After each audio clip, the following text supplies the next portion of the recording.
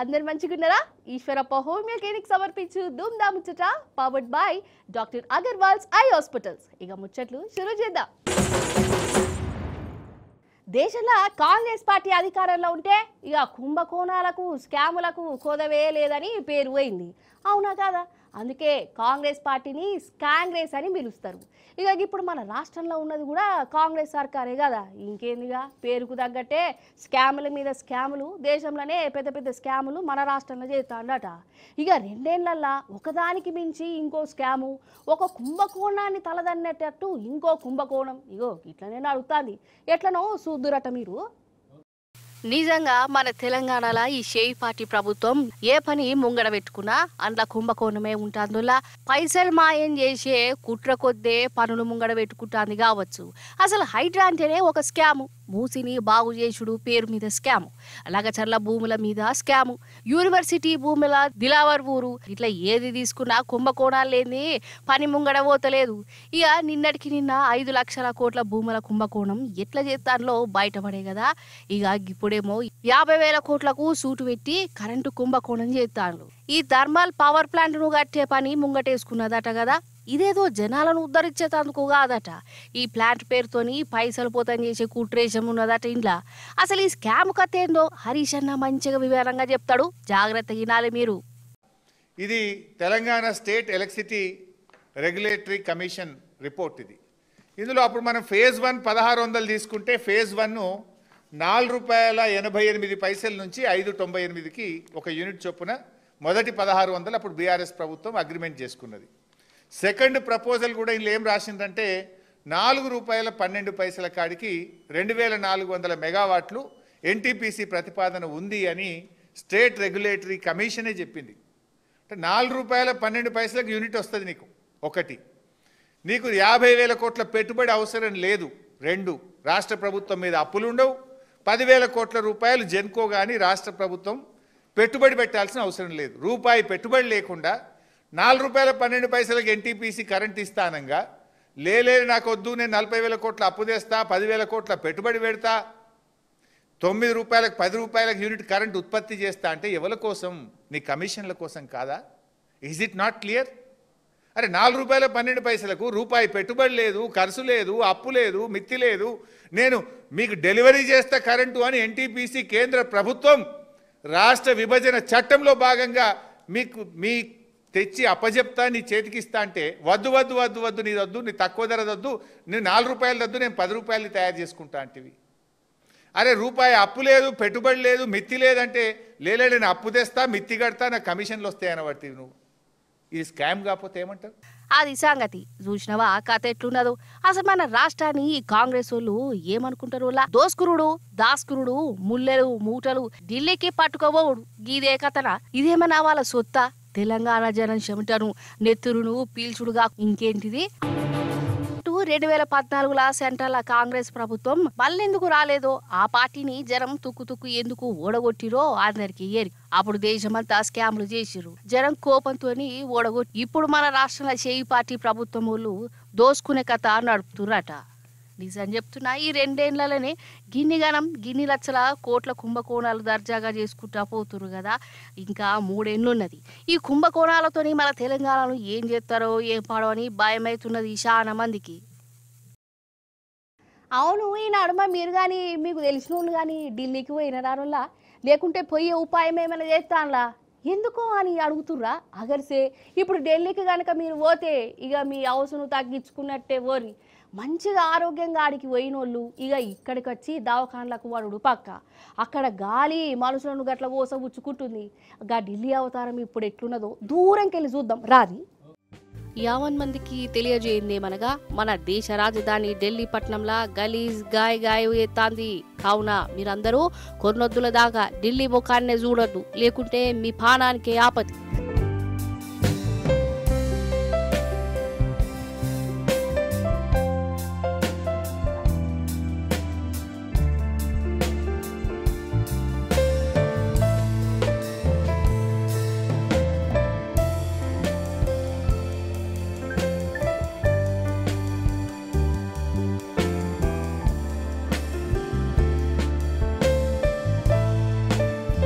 అయ్యో మరి రేవంత్ సార్ టాప్కోసారి ఢిల్లీకి పోతూనే ఉన్నాడు కదా అనేరు. సార్ కింది విమానంలో పోతాడు, చేయి పార్టీ పెద్దోళ్ళను కలుగుతాడు, వాళ్ళకు చెప్పవలసినవి ఇయ్యవలసినవి ఇచ్చి మరత్తాడు. సారు ముఖ్యమంత్రినా మరి ఆ పదవి ఉండాలంటే గాలి గీలి అని చూడకుండా ఢిల్లీతో వట్టుడే ఉంటదా? కానీ మనసొంటి సాదా సీదా జనాలు గట్ల కాదా? సరే ఇప్పుడు అసలు ముచ్చట్లకు అద్దాం. ఆగో ఢిల్లీ పట్టణం చూడు ఎట్లయిపోయిందో ఇప్పుడు. ఇదేదో మంచు తుఫాన్ కావచ్చు, పొద్దుగాల 5 or 6 అవుతుంది కావచ్చు అనుకోగల. కాదు పట్ట పగిలిటి ఢిల్లీ అవతారం గిట్ల అయిపోయింది. గలీజ్ గాలితోని గిట్ల నిండిపోయింది. మనుషులు బయటకు వెళ్తే కథమే ఇక కయ్య దగ్గుడు, తుమ్ములు, ఊపిరితిత్తులు ఎటమటమవుడు, దావఖానల వాడు. కరోనా కాలంలో కదా మనం అందరం మాస్కులు వేసుకొని తిరిగినట్టు ఇప్పుడు గిట్లా ఢిల్లీ జనాలు మాస్కులు లేనిది బయటకు అత్తనే లేరు. ఎల్లదు కూడా అట మాస్కులున్నా వాళ్ళ పానానికి యాపతే. అంటే గంత ఘోరంగా ఉన్నది ఆడ కాలుష్యం.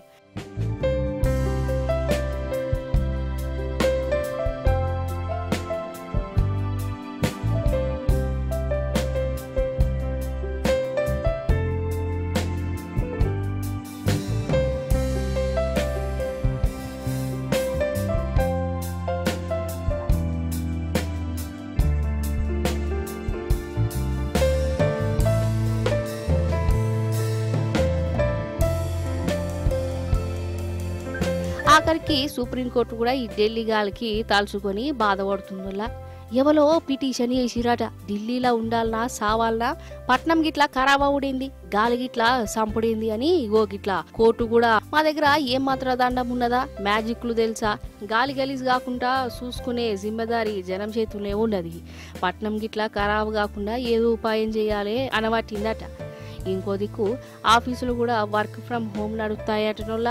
అంటే ఇళ్లల్లో ఉండే కొలువులు చేస్తున్నారట. ఇక కొన్ని స్కూల్ అయితే బంద్ పెట్టిరు. ఇక ఆటల పోటీలు కూడా బంద్ అయిపోయినాయి. బడి పోరగాన్లు కాలేజీ పోరగాన్లు ఆడుకోవాలంటే అరలనే ఆడుకోవాలట. క్రికెట్ అయినా ఫుట్బాల్ అయినా కబడ్డీ అయినా ఇంకే ఆట అయినా బయటికి వస్తే మాత్రం పానాలకే ఎసరత్తది అంటున్నారు. ఇక చెప్పు కథ ఎట్లున్నదో రాను ఇంకా కథ ఘోరం అంటే ఘోరం అంటున్నదోళ్ళ. అందుకే జర కార్లు బండ్లు బయటకు తీయకని చెప్తున్నారు. గల్మ దాటి జనాలు బయటికి రావద్దని సర్కారు వాళ్ళు అంటున్నారు.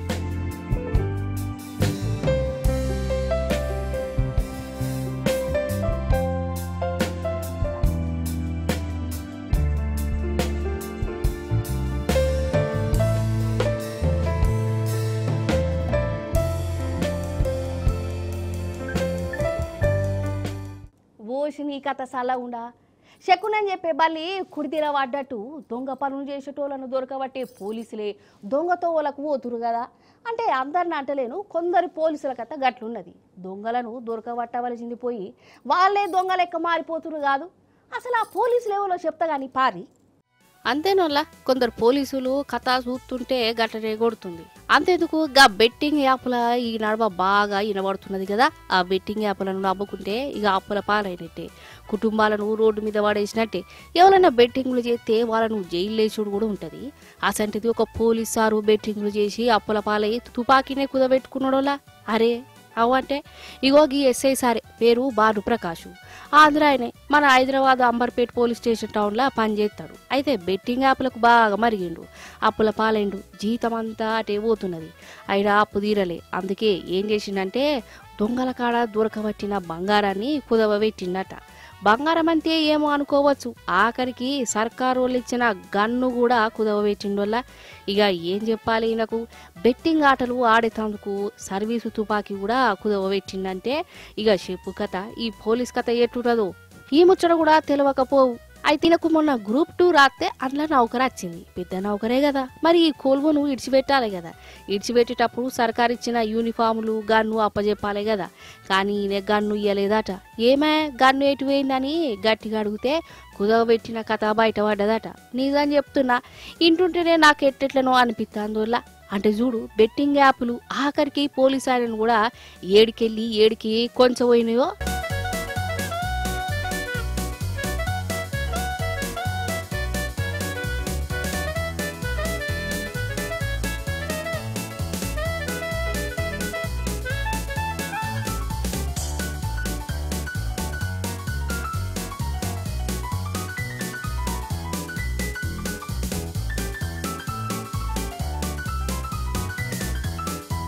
Amberpet police station కథగట్లున్నదా?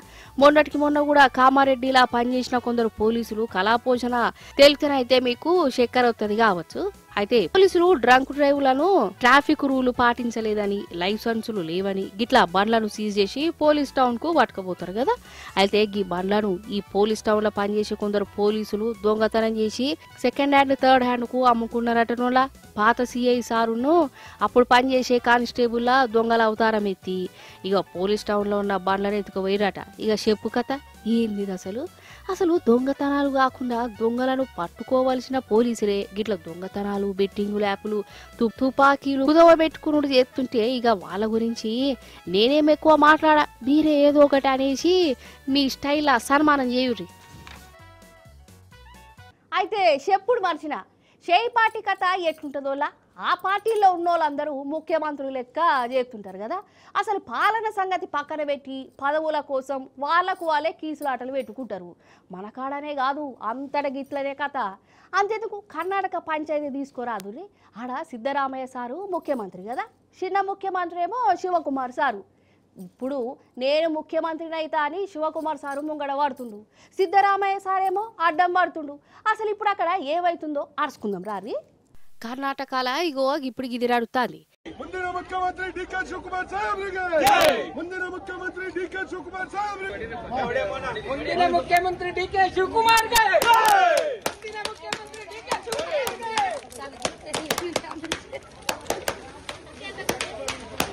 Side ಹೋಗ್ರಮ್ಮ side ಹೋಗ್ರಿ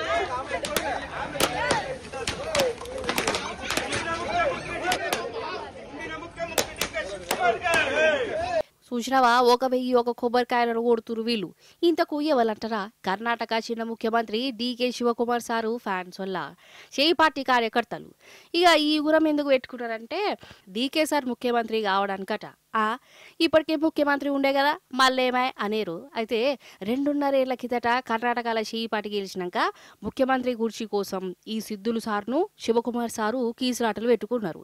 షేయి పార్టీ పెద్ద మనుషులకు వీళ్ళతోని పెద్ద నెత్తి నొప్పి వచ్చింది. లాస్ట్ కు చెరో 2.5 ఏండ్లు చేదురట తీయురని మాటిచ్చిరట. ఆ మాట ప్రకారం సిద్ధులు సారు 2.5 ఏళ్ళు అయిపోయింది. ఇక ఇప్పుడు శివకుమార్ సారు వంతకొచ్చింది. మరి చేయాలి కదా. కానీ ఢిల్లీ కాంగ్రెస్ పెద్దలు ఇయ్యాను లేదు కుయ్యాను లేదు. ఆఖరికి రాహుల్ గాంధీ సార్ కూడా ఈ శివకుమార్ సార్ను దేకుడే లేడట. ఫోన్ కొట్టినా మెసేజ్ చేసినా జరాగు మళ్ళా చేతగాని ఓపిక పట్టు అని అంటున్నట రాహుల్ గాంధీ సారు. ఓ శ్రీ నమ్మిన పార్టీ గిట్లా మోసం చేసుడేంది అని శివకుమార్ సారోళ్ళు మస్తు రంది పెట్టుకున్నారు. ముఖ్యమంత్రిని చేసుడే కావాలి అని డిమాండ్ చేస్తున్నారు. ఆఖరికి ఇప్పుడు గిట్లా కొబ్బరికాయలు మొక్కులు పెట్టుకున్నారు. అగర్సే మా డి.కే. సార్కు గనక ముఖ్యమంత్రి గుర్చి ఇయ్యకుంటే ఈ కొబ్బరికాయలను వగలగొట్టంటే నెత్తులు కూడా వాగులుతాయని గరమైతురాటనోళ్ళ. కానీ ఏ మాట కామాటినోళ్ళ. కాంగ్రెస్ పార్టీ ఆచారం అంటే ఆచారమే పోరి, సాంప్రదాయం అంటే సాంప్రదాయమే.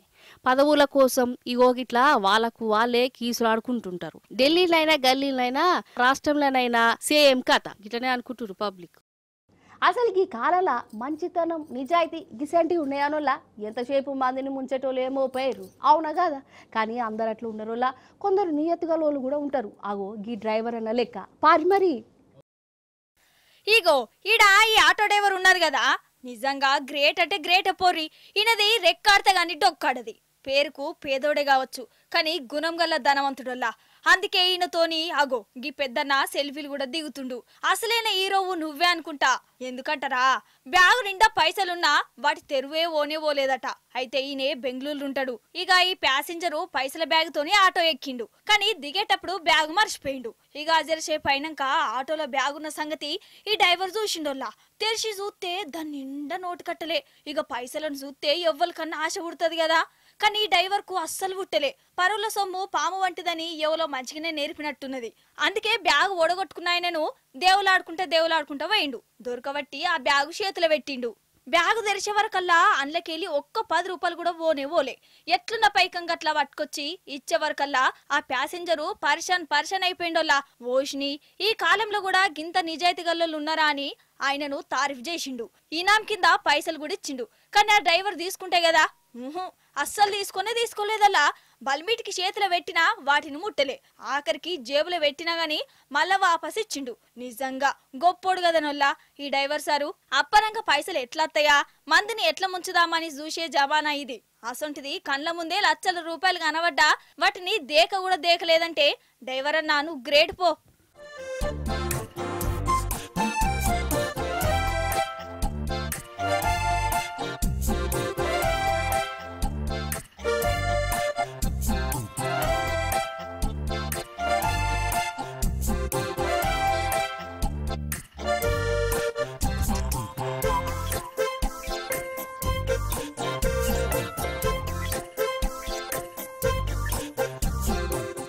ఈశ్వరప్ప హోమ్వేర్ క్లినిక్ సమర్పించు ధూమ్ దా ముచ్చట powered by doctor Agarwals eye హాస్పిటల్లో చూసిరు కదా. ఇది ఇవాళ ముచ్చట్లు. మళ్ళీ వచ్చే పారి మంచి మంచి ముచ్చట్లు పట్టుకతా ఉంటా మరి.